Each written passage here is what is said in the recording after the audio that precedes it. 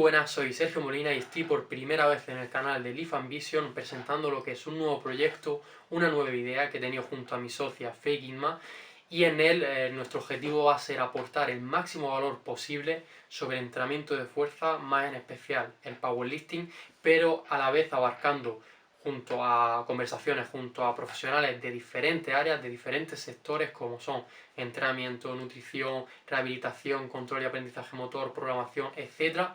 Pero al final nuestro objetivo va a ser, más que nosotros aportar, dar la oportunidad para que gente aporte, puesto que al final el todo es más grande que la suma de las partes, y ese es nuestro objetivo. Así que hoy os traigo la primera entrevista, es con J. Roxa, Juanjo, un amigo, y la verdad es que es una puta máquina en la nutrición, colaborador con RV, con Cultura de Gym, y además también ya tiene experiencia como atleta en powerlifting, o sea que sabe de sobra de lo que habla. Y el tema de hoy es sobre composición corporal y qué tiene que ver el peso ideal, el porcentaje de grasa en nuestro rendimiento en powerlifting, en cuál sería el ideal para competir, etcétera. Es la primera entrevista, no, como veréis no es la mejor que vaya a ver en vuestra vida, pero bueno, poco a poco se irá mejorando. Y nada, espero que os guste y cualquier cosilla podéis decirlo en los comentarios y etcétera. A tope. Muy buenas, ¿qué pasa? Soy Sergio y estamos aquí desde el canal de Live Ambition en un nuevo proyecto que he empezado. Estoy aquí con Juanjo. Juanjo, preséntate. Y bueno, ¿Qué tal, Sergio? ¿Cómo estás? muy bien, muy bien. El objetivo va a ser principalmente grabar sobre la temática de powerlifting, ¿vale? Orientada de diferentes áreas y diferentes, sobre todo, ámbitos, y con gente que nos pueda aportar un valor muy increíble. Así que estamos hoy, como he dicho, con J. Rosa, Juanjo, y vamos a hablar sobre el tema de nutrición y sobre todo composición corporal y powerlifting, ¿vale? Y bueno, vamos a empezar. Como todos sabéis, el tema de la nutrición y sobre todo de la composición corporal a nivel de competir y demás en powerlifting, como las competiciones, para quien no lo sepa, va por peso, por categorías de peso. Por tanto, es muy importante. Así que el tema de cómo llevar una estrategia nutricional de cara a dar el peso en la competición y cómo va, sobre todo, el porcentaje de grasa para que no te afecte al rendimiento y demás, es clave. Por tanto, Juanjo, te hago la primera pregunta, ¿vale? De esta pequeña entrevista, y es, o sea, para ti, ¿cuál sería el peso ideal? Puesto que hay una tabla que la subió RV, que es adaptada de Seiko, y en la tabla lo que nos dice es que según nuestra altura y nuestra antropometría prácticamente, podemos dar un peso, ¿vale? Que sería nuestra categoría ideal. Pero el problema es que es muy general. Problema que encuentro yo de esta tabla, que por ejemplo yo, que mido 1,86, 87, tendría que irme a más 120, que eso es una barbaridad. Entonces, ¿cómo ves tú el tema del peso? Pues nada, a ver, al final el tema del peso, yo no me centraría tanto en el peso, que al final es una variable que sí que nos importa de cara a poder competir en una categoría de peso, pero sí que me centraría en la composición corporal, ¿vale? Que al final, para quien no lo sepa, la composición corporal va más allá del peso corporal y nos vamos a centrar en aspectos como la masa libre de grasa o la masa grasa, ¿vale?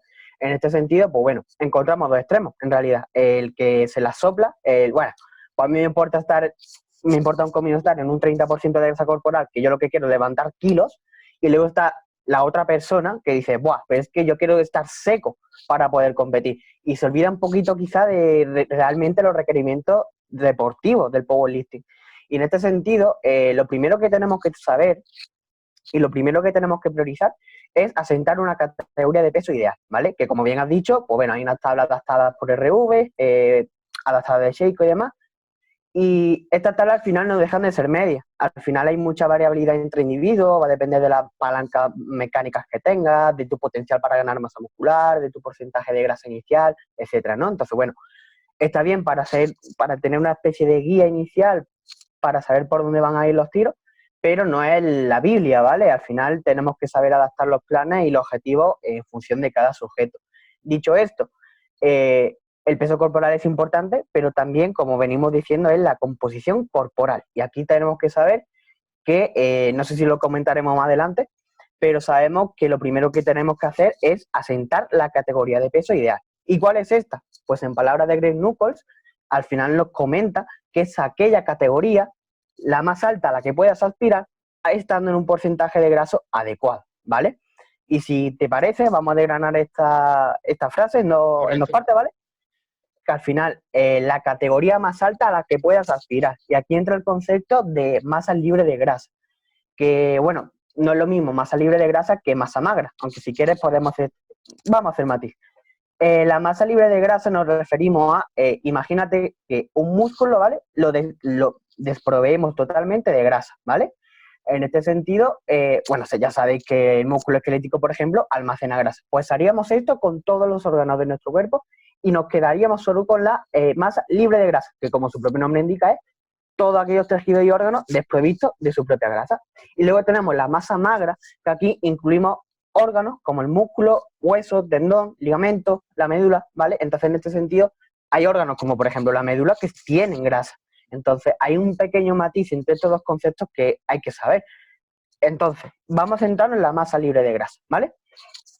Hay muchos trabajos de correlación donde se ha visto que cuanta más masa libre de grasa tenga un levantador, mayor capacidad de fuerza va a ser capaz de ejercer. Y aquí tenemos que adentrarnos realmente en los factores que determinan la expresión de fuerza de una persona, ¿vale? Tenemos también, aparte de estos componentes estructurales, tenemos componentes neurales, es decir, el reclutamiento de unidades motoras, la frecuencia de disparo de las motoneuronas, la velocidad de propagación de los potenciales de acción, etcétera, ¿no? Esos serían los factores neurales. Sin embargo, también sabemos que a medida que un sujeto va entrenando, estos factores neurales se van puliendo poco a poco, sobre todo si el entrenamiento está específico a la mejora de la fuerza, ¿vale? Con matices. Y vemos, aparte de que a medida que el sujeto va entrenando y va adquiriendo experiencia en el entrenamiento, pues estas adaptaciones estructurales cobran mayor importancia.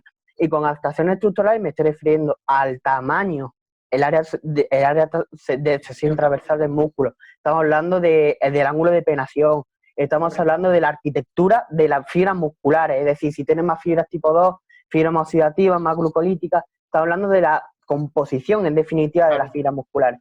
Y aquí lo que realmente nos importa es el tamaño. Y si volvemos a la frase inicial de Greg Nuckols, al final estamos viendo que tenemos que aspirar a la clase de peso, la categoría de peso más alta que podamos aspirar. Porque imagínate, Sergio, que tú quieres competir en menos 83, midiendo 1,85. Luego, si quieres ir a alto nivel, dices, ostras, pues que aquí la gente mide 1,70 y está seca. Y dice, me cago en la hostia. Entonces, sí, exactamente. Si tú quieres ser realmente competitivo en esa categoría de peso, lo siento. Porque es que al final tienes que aumentar tu masa muscular, porque contra esa gente que son unos putos cracks, que tienen una composición corporal óptima para su deporte, está limitado por la altura, tío. Es así. Muchos autores incluso afirman que no se trata tanto de categorías de peso, sino de categorías de altura. Y no le puedo dar más la razón a esos autores. Sí. Y va muy correlacionado, efectivamente, con lo que tú has dicho, con el brazo el brazo de palanca interno. Al final, toda la estructura tenemos que entender que nosotros cuando aplicamos fuerza va a depender totalmente de cómo tengamos nuestros brazos de momento, si son más favorables para esa aplicación de fuerza. Y por lo tanto, es verdad, es totalmente cierto que al final, si tú aumentas el área de sección transversal, va a haber el brazo de momento va a ser mucho más eficiente, por lo tanto va a poder aplicar más la fuerza. Al final va todo correlacionado y a más masa muscular está claro, mayor producción de fuerza.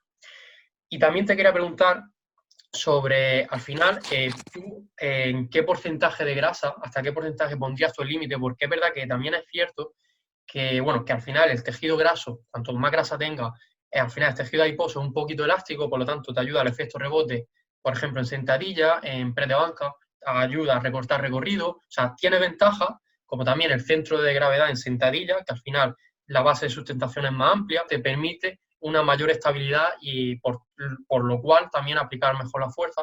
Por lo tanto, ¿hasta qué punto tú consideras un porcentaje de grasa ya ineficiente? Porque compensa por un lado, pero es verdad que por el otro lado no va a conseguir esa producción de fuerza que busca. Entonces, ¿hasta qué punto? Claro, aquí creo que lo comentábamos al principio y hay dos extremos. El de me la sopla la composición corporal que vengo a levantar kilos y está el que quiere estar seco a toda costa. Vamos a ver. Al final la virtud siempre suele estar en el punto medio. Vemos que en categorías súper pesadas, ya no solo es que tengan más grasa corporal, que estamos hablando, por ejemplo, en hombres de atletas que tienen un porcentaje de grasa superior al 30%, incluso. Correcto. Que alguien se fije en Rubén Rico, por ejemplo, ¿vale?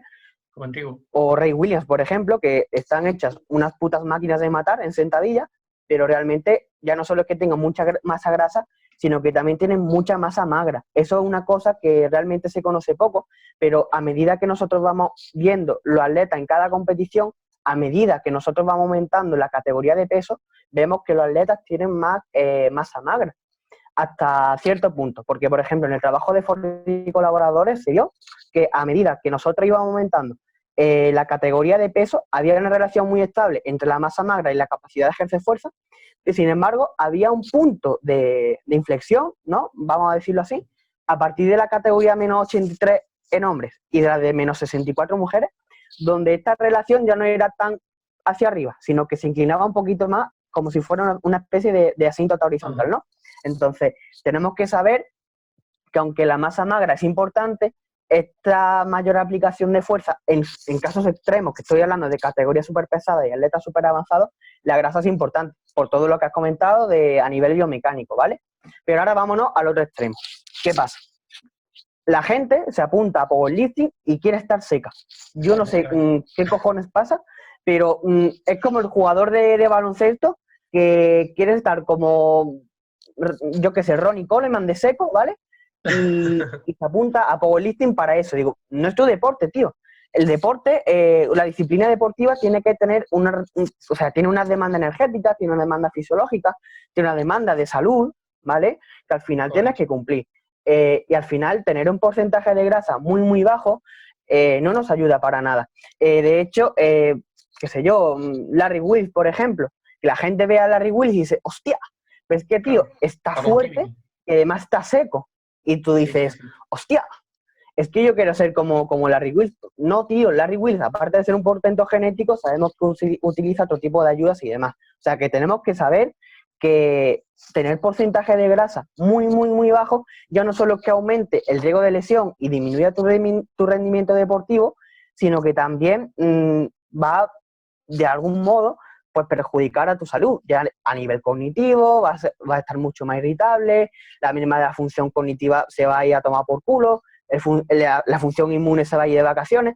Al final, no es un porcentaje de grasa saludable para el deporte y parece mentira que tengamos que aludir a esto porque parece que a la gente la salud se la sopla y tenemos que decir, no, perdone usted, es que tu rendimiento va a disminuir como usted no suba de porcentaje de grasa. Entonces, si tú me preguntaras por un porcentaje ideal, te diría que varía mucho entre personas. Sin embargo, podríamos dar una serie de rangos, una serie de valores donde nos podríamos manejar, ¿vale? Hablamos, por ejemplo, en hombres de un porcentaje entre un 10-15% de grasa y entre un 20-23% en mujeres, ¿vale? ¿Qué pasa? Que habrá sujetos que en un 15% de grasa se sientan bien a nivel de rendimiento y de salud, pero luego cuando recortas un poquito, ves que su rendimiento relativo, o sea, sus puntos Wills o su punto IPF, llámalo X, disminuyen. Pues tío, a lo mejor tienes que estar en este porcentaje de grasa para ser competitivo. Y me da igual que no te veas los abdominales. Yo quiero que seas competitivo en este deporte. Y lo mismo pasa, por ejemplo, a lo mejor hay un sujeto que por portento genético, pues es súper competitivo al 10% de grasa. Pues ya está, es así. ¿Sabes? Al final es muy individual, pero hay que tener claro que estos dos extremos no nos benefician nada. Totalmente de acuerdo. Y también pienso que hay una correlación que no he escuchado mucho hablar, pero al final el factor psicológico y el cómo tú te encuentres, porque es verdad que porcentajes de grasa muy bajos igual causan trastornos psicológicos también a la persona porque no le gusta verse. No suele ser más bien para al revés, cuando tienes porcentaje de grasa muy alto, cuando a lo mejor te ves tú mal, dices, buah, pero es que tengo que competir en 16% y tienes esa presión psicológica también de que, joder, no pasa nada, tengo que seguir comiendo, tengo que llegar al peso y acercarme a la categoría porque estás por debajo y tienes que llegar.